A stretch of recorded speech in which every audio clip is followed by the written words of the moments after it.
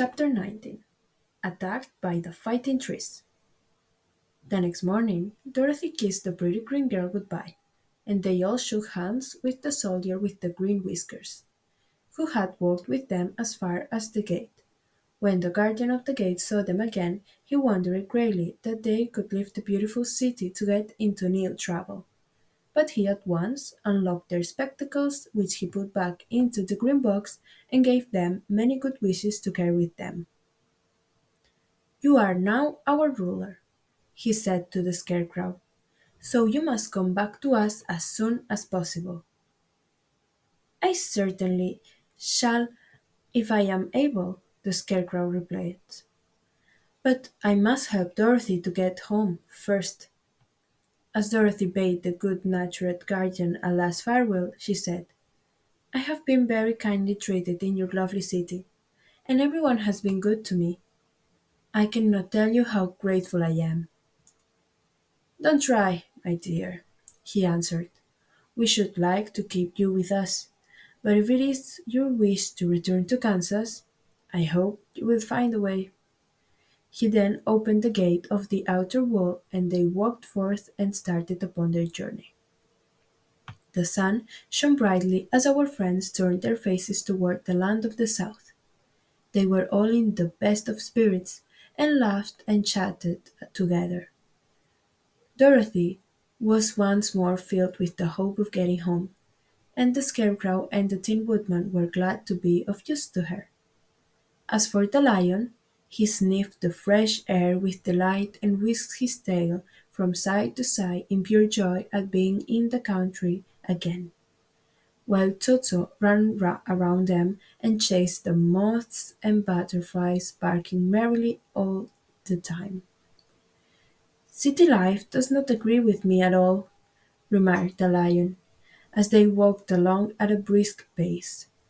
"I have lost much flesh since I lived there, and now I am anxious for a chance to show the other beasts how courageous I have grown." They now turned and took a last look at the Emerald City.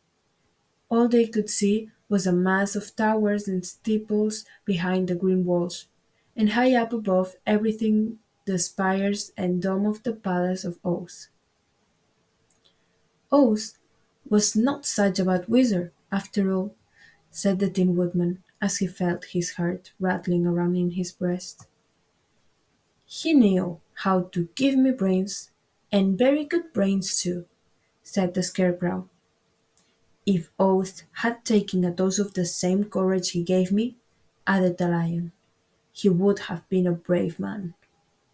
Dorothy said nothing. Oz had not kept the promise he made her, but he had done his best, so she forgave him. As he said, he was a good man, even if he was a bad wizard. The first day's journey was through the green fields and bright flowers that stretched about the Emerald City on every side. They slept that night on the grass, with nothing but the stars over them, and they rested very well indeed. In the morning they travelled on until they came to a thick wood.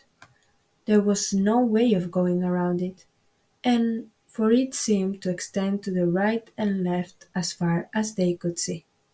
And besides, they did not dare change the direction of their journey for fear of getting lost. So they looked for the place where it would be easiest to get into the forest. The Scarecrow, who was in the lead, finally discovered a big tree with such wide spreading branches that there was room for the party to pass underneath. So he walked forward to the tree, but just as he came under the first branches they bent down and twined around him, and the next minute he was raised from the ground and flung headlong among his fellow travelers. This did not hurt the Scarecrow, but it surprised him, and he looked rather dizzy when Dorothy picked him up.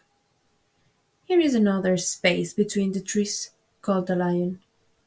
"Let me try it first," said the Scarecrow, "for it doesn't hurt me to get thrown about." He walked up to another tree as he spoke, but its branches immediately seized him and tossed him back again. This is strange, exclaimed Dorothy. What shall we do? The trees seem to have made up their minds to fight us and stop our journey, remarked the lion.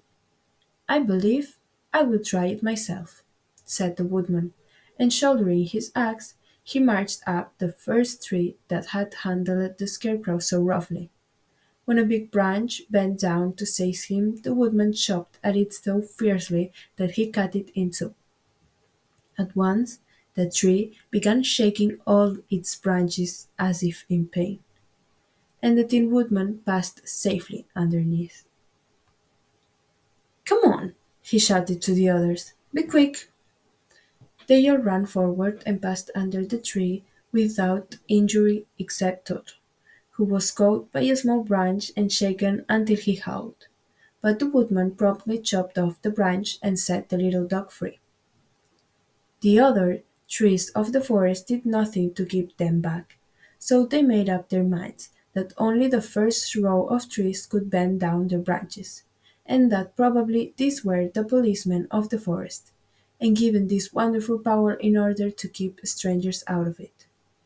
The four travelers walked with ease through the trees until they came to the farther edge of the wood.